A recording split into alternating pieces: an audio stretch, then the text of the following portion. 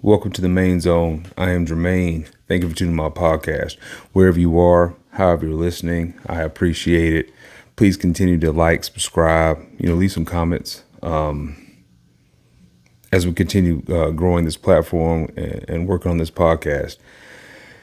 I'm a little bit delayed in my quest to do my goal of podcast this year.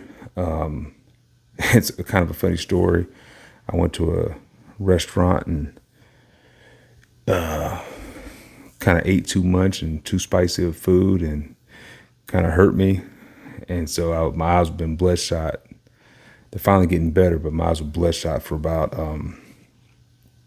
9 or 10 days. So like even even longer than that, I think, because I was going to do a whole episode on Ja Morant. So I'm going to get to that tonight, and the NBA and things like that. And I had to wait, because if you would have saw me, man, it looked bad. I mean, it looked really bad. I had a couple students that were running jokes at me based how I was looking. But, my eyes were fine, and there's no pain. I woke up the next morning, I just looked really bad.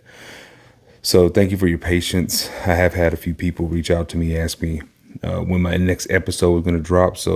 But what better way to get started? It's Monday, April 3rd. Just finished watching the NCAA championship game. So we're going to talk about college basketball first. Then I got to, give my view on the whole Ja Morant thing. We'll talk about, some NBA playoffs, and dive into a few other things, but that'll be as we get moving. But first, let's go college basketball. Congrats to the UConn Huskies for winning the men's NCAA tournament tonight. Great game. I kind of figured they would win. They were going to win after watching them on Saturday night. So I think the ratings will probably be down because there's no box office really teams. The in my opinion, especially in the men's side of the bracket, it's so unpredictable because of the portal. And older guys are playing. It's just different. I mean, there's no box office players this year. No NBA like lottery picks. You just didn't have that. I did look at the ratings for the first weekend of the tournament, and it was like 8.4 million people tuned in. So I mean, they're still getting a lot of viewers. It just, as the tournament,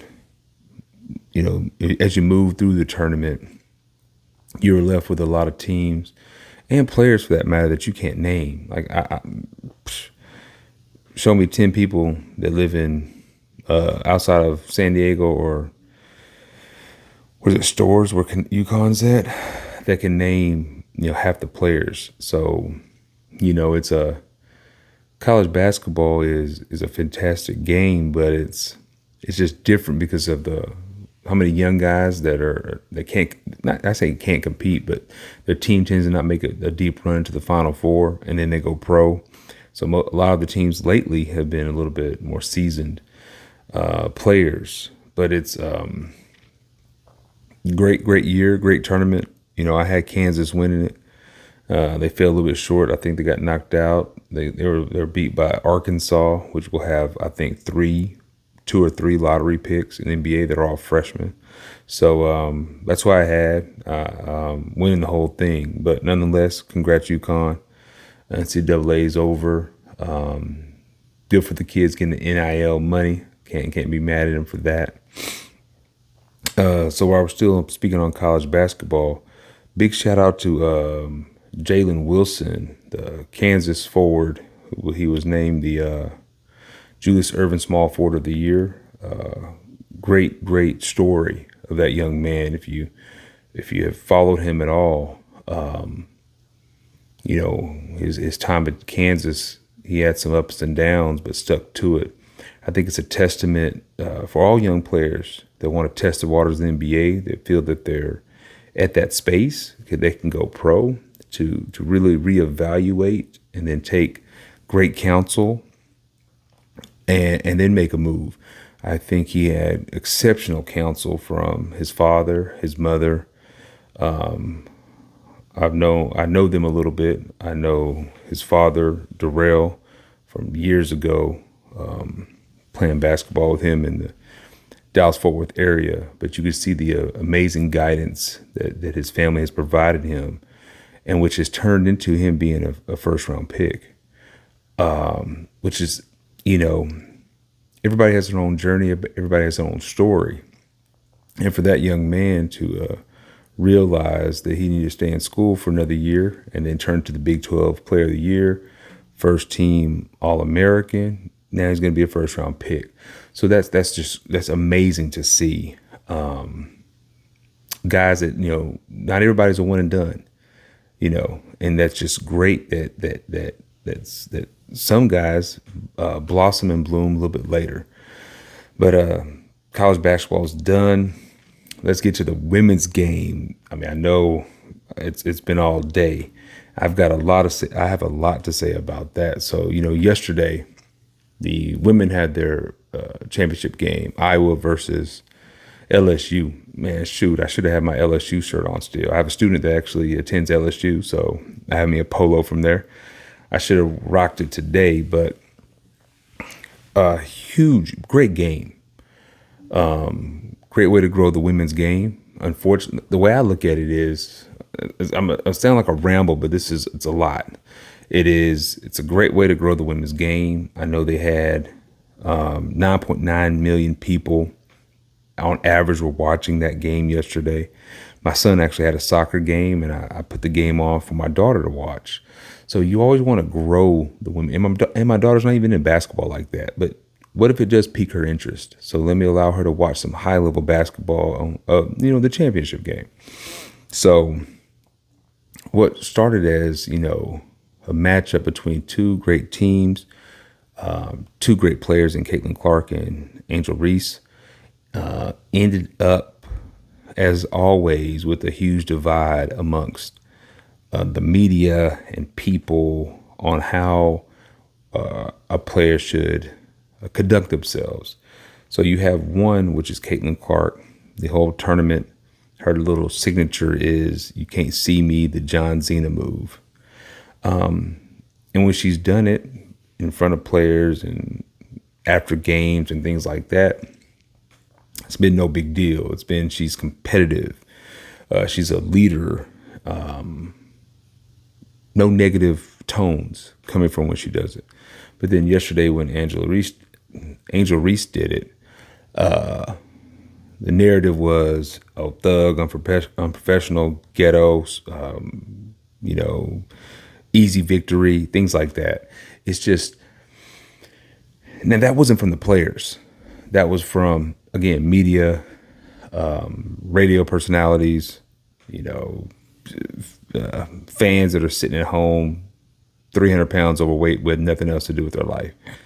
And it just shows a stark difference between how two athletes can be treated, which is so unfortunate because, you got to be a blind person not to realize why. And that's the frustrating thing. I get it. I think middle America or a certain group of Americans are still just, they think backwards. They can't handle when someone that doesn't look like them does the exact same thing. So instead of it being, showing her competitiveness or being a great leader, it just boiled down to, oh, she's a thug, she's ghetto. I love her response, which is she's going to be unapologetically her, which is fantastic. Do you. You're only a sophomore in college. Do your thing, celebrate, come back, hopefully repeat. And then for the women's game in general, be thankful for and be blessed for the notoriety and the attention that game brought and the play of Caitlin Clark. Like, I'm not taking away her play. She's awesome. Generational talent. I mean, man, she can get buckets, shoots with range. Carried a team that you wouldn't think would make it to the Final Four all the way, knocked off undefeated South Carolina in the Final Four. I mean, that's what we should be talking about. We should be talking about two titans going at it two great teams, and one came up victorious, which was LSU. But instead, we go to, oh, she did the Reese did the John Zena, and now she's just all these other things, which is ridiculous. I don't want to like go on and on and on about it, but I will say it's unfortunate how based on how you look is how you're treated, for no other reason. Period. It's the fact that Caitlin Clark was a very, very, very good white basketball player, and Angel Reese is a very, very good black basketball player, and both did the same thing, and both have been treated very differently. So, if anybody says it's another way, shut up. Now, I do have a problem with the First Lady suggesting that I will come to the White House as well on top of LSU. The winner goes to the White House, not the second place. Like, what? Are you serious? This is more like going towards that everybody gets a participation trophy. Like, I mean, you didn't win. I don't care that they played hard. Everybody plays hard. But there's a winner, and then there's someone that loses. The team that lost, no. Like, that's just ridiculous to even have that suggestion based off of the fact that they played hard. Or what is it? Middle of America needs Iowa to be represented as well. I mean, get out of here, man. Stuff like that just gets on my nerves. I mean, big time. Iowa and LSU are completely different teams, and that's okay. Both had great runs in this tournament. Both played really hard. And in this particular game, in the championship, LSU was victorious. So big ups to LSU, big ups to Angel Reese, big ups to that whole staff out in Baton Rouge. We'll see what they do next year. Now, man, if they can carry this momentum as these young ladies progress to the WNBA, it'll be fantastic to grow that sport. But unfortunately, most of the time, once girls go pro and they get to the the WNBA, you don't really know about them as much. So hopefully they do a good job of marketing them in a way that allows more viewership, because I was listening to Joy Taylor today, and some great points where she was talking about, don't say people won't tune in to watch a girls game. They did. 9.9 million people did. Now they were like, oh, that's the highest rating ever. Well, it is on ESPN Plus, that platform, or ESPN something. But like, I looked it up. Like, the NBA Finals last year had an average of 12.4. I mean, heck, like I said a second ago, the opening round of the men's tournament had 8.4 million. And I think with the men's Final Four, it lacked star power, so their ratings were probably lower than the women's, and rightfully so. The women's Final Four had star power, and the men's really didn't. So I don't want to go down that rabbit hole of equal. When they say WNBA players need to have equal pay to NBA players and things like that, you just need to make the money. But should Caitlin Clark get some huge NIL deals? Heck yes. Should Reese get some huge NIL deals? Heck yes. So I don't even want to hear that. They need huge money. Their box office, Bucher's at UConn is box office. Like, let's keep that thing going. And like I said, for me, it's more or less, if my daughter decides to take up basketball, then that's great. She has some players to actually look up to. So for me, we'll keep our interest in women's basketball and women's sports in general. Just to show her that, hey, there's some great athletes out there that are exceptional at what they do, and you can be a professional at that if you choose to. But college basketball is over. Men's and women, again, congrats to UConn and congrats to LSU. And before I dive into, a lot of NBA, I do want to talk about the McDonald's All-American game that happened last week. Great game. You saw DJ Wagner. Well, all right. So, not to be, I think Bronny James is a solid talent. I think that with the amount of pressure he has from media and the amount of eyes on him 24/7, he's done exceptionally well for a young man. I'm serious. Like you look through like Facebook posts and Twitter, and you got guys my age just bashing this kid over his play. I'm not one of those. I think his name carries a lot of weight. So I'm not going to say he's not in the same class as DJ Wagner.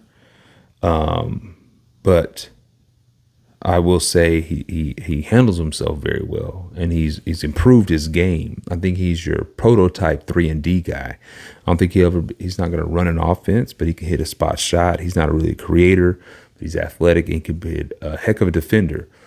The frustrating thing I have is the amount of coverage. Like, let's celebrate like the fact that DJ Wagner is the third McDonald's All-American in his family, and nobody's talking about it. Like the day after the McDonald's game, you got Jay Will and all these guys who I don't even watch. I just see a few clips, and they're going on and on and on about how he's a seasoned pro and he's so poised and Bronny sees the game differently. And he's so mature for his age. Yes, those are great attributes to have. But let's stop and talk about Wagner, who is a bona fide lottery pick next year. It just, like, my thing is celebrate everyone. Celebrate based off the accomplishments that they have and not, I guess, filling an agenda, I should say. Bronny, great player. DJ Wagner, different class. I forgot the other kid's name that's in another class as well. It slips my mind right now, but it was cool. I mean, even picking the McDonald's players, Bronny wasn't even ranked in the top 30 of these guys at the time when they were selected. And so we get it. It's based off of name. Nothing wrong with that, but also celebrate these other guys. ESPN, Fox, all you guys. Spend some time talking about, a couple of these other players too. Don't spend, 30 minutes on Bronny James and, give any love to the family of, Milt Wagner, then DeJuan, then DJ Wagner. That's 3 generations of McDonald's All-Americans. That is fantastic. So I salute you guys, even if they don't. So off to the NBA. Andrew Wiggins is heading back to the Warriors here soon. I know there's a lot of allegations out there of why he was out. Read today that he was out because his father had been sick. So a lot different story than what we were hearing earlier, which was he found out that he had his child was he was not the father of his child. It was his homeboy. So hopefully that is false, and hopefully his father is doing better. The Warriors really need him. If you're looking at the NBA playoffs starting next week, the Warriors are sitting right there in that 5, 6, 7 range. The Lakers, who I got my hat back on, they're up to, I think, 6 as of tonight. Could try to creep, or 7, sorry, trying to creep to 5. They've surprised me, and it's because of the play of AD. Even though he got hurt again, he's going to be playing. So good to see. My prediction was just way off was the Mavs. I have a coworker who likes to remind me of that, but I was wrong. I mean, I think Luka and Kyrie can mesh together. I just don't know if Jason Kidd is the right coach to have leading them. And Luka's got to just get in shape. But the playoffs are right around the corner for the NBA. I'll do my playoff prediction next week along with who I think is MVP. And see how that goes. I mean, KD's back. LeBron is back. The East looks tough. The West, the final, that 6 through 10 is really tight. So tune in for the next week. I mean, if anybody hasn't been watching the season this year thus far, go ahead and tune in for the last week. It should be spectacular. What else I got? Man, the MVP race, hey, like I said, I'll give that to you all next week, but to me, it's already done.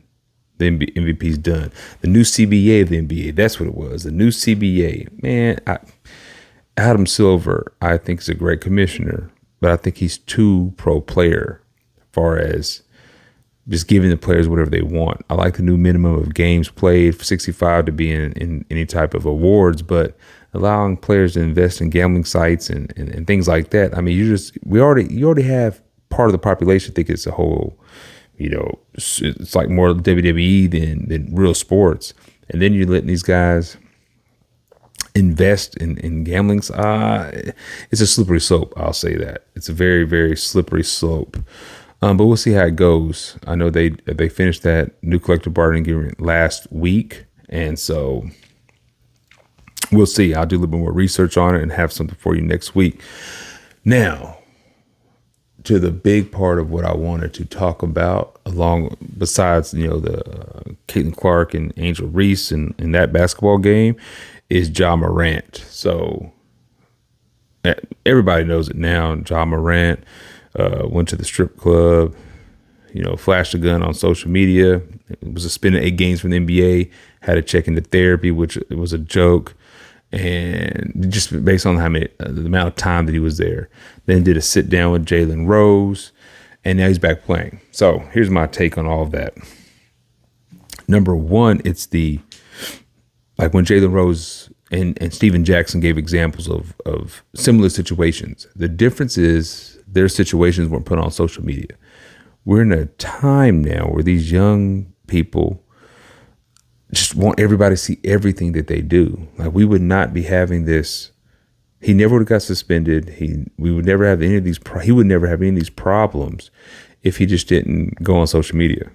Like, it's that simple. Before, like what Herm Edwards always says, think before you push send. Like, it makes no sense. None. The amount of allegations that this young man has on him right now is ridiculous. Phenomenal talent. One of the guys that's going to be the face of the NBA. I think he's a great player. But you just got to be smarter. And then don't BS us and say you went to counseling because you had high levels of stress. Nobody wants to hear all that. Because you didn't have any stress when you were in there. You only had stress because you posted it. Because you could have did the exact same thing and then posted on social media and nobody would even know what you were doing. Like, guys, have some privacy. Man, like, dude, I've been 23. We've all done stupid stuff. We do stupid stuff each and every day. The difference is you have to be smart enough to know not to put it where everybody can see it. It's just that simple. Like, this whole joke of him going to therapy, the whole him sitting down with Jalen Rose and saying he doesn't come. I don't think he condones violence. I don't think he's that type of guy. But then stop trying to portray it. That's the catch. Stop portraying it. So, like, you don't want to take everything back to LeBron always, because everything seems to go back to LeBron. But in looking at Ja and the friends that he decides to hang out with, and then look at LeBron and the friends and the group that he's associated himself with, you have to give LeBron mad props. Like, a lot of these issues that Morant is having is from the people that he's hanging out with. You don't hear this from LeBron ever. Like, LeBron is got like the most squeaky clean image ever, and it stems from proper selection of friends. I work in education, and so I tell kids all the time, watch who you hang out with, watch the people you associate with. They can uplift you or they'll bring you down. It's literally just that simple. And so for Ja, the incident when he had with Indiana Pacers, it was his friends. It looks like he's surrounding himself with more yes men or guys that are wanting to be in this lifestyle, the NBA, but it's not their life, but they're indulging in it and then having such a good time. And so for me, I would look at, Ja's father. I know I posted it on my Facebook, and I said that Ja Morant's dad needs to be a dad. And I do mean that. And what I mean by that is he needs to be that wise counsel. Ja's a grown man. He can do whatever he wants to do. But in my opinion, his father is too busy wanting to be a celebrity, too busy being Ja's homeboy than being his mentor, his guide, his compass. You know, I believe that no matter how old you get, you need wise counsel, especially if you have a good father. And it seems to me that Ja has had a phenomenal dad, and that is great. So continue being his father. Don't get caught up in the lifestyle of the NBA with with sitting courtside and want to hang out with all the celebrities because you're trying to turn yourself into one. No, man, sit back, be in the background, be in his ear, be his mentor, be his counsel. That's what you should be doing right now. Not, to me, he tries to bring the attention to himself, which takes away from your son. And I get it, man. You're excited. Your son is doing phenomenal. Heck, if my kids have an opportunity to do something that only 1% of people really do, which play at that type of level, it'll be great. But I promise you I'll be one that's just sitting there watching, up in a suite somewhere, sitting courtside, just observing, watching, not getting caught up. And if my son or daughter are doing things that I view they should not do, or I'm even hearing things that they should not do, I'm going to offer counsel. And I don't know if he hasn't done that. I don't know that. But I'm just saying, it just seems that Ja's dad is more caught up in the life of the NBA as opposed to being a guide to his dad. So that's really what I say about that. It just really bothered me that not that it was blown out of proportion because of something serious, but it's just it looks like it's been just a domino effect of different decisions that this young man is making. And it's a case for all young people to make wise choices, and to realize that the decisions that you make have a super impact on the rest of your life. Look at, not to go on and on about this, but look at Ruggs, the wide receiver that was playing for the Raiders, is now in prison. The lineman for Georgia that just got in trouble recently for racing, and I think an accident happened. Like, young people, be smarter. Like, it's something I talk about daily at my school. One day I need somebody to get me on their podcast so I can go on and on and on about this, because it's so imperative for young people to make wise choices in every facet of their life. And it's harder today than ever was because of social media. Everybody wants, attention, so to speak. So hopefully Ja has turned that corner. I believe that he has. Again, a phenomenal talent. Look forward to seeing him in the playoffs. Looking forward to seeing all these teams in the playoffs. I'm rooting for the Lakers. I didn't think they were even going to make the playoffs, but they did make the trade of Westbrook, which allowed them to make these moves. And then the West is just really been, pretty bad this year, actually. So we'll see how that goes, man. But as always, this was a quick one.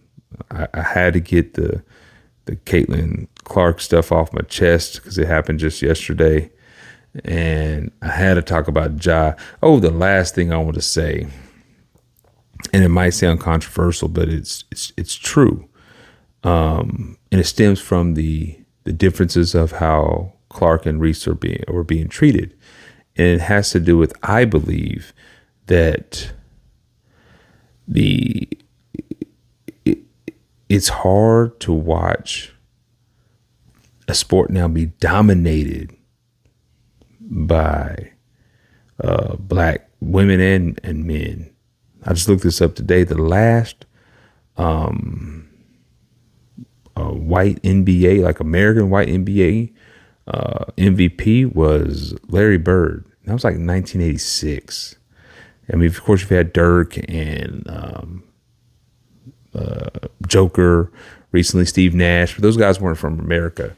So I think that part of that frustration is that they're looking for the great white player that will that they can get behind and root for. And there's nothing wrong with that at all.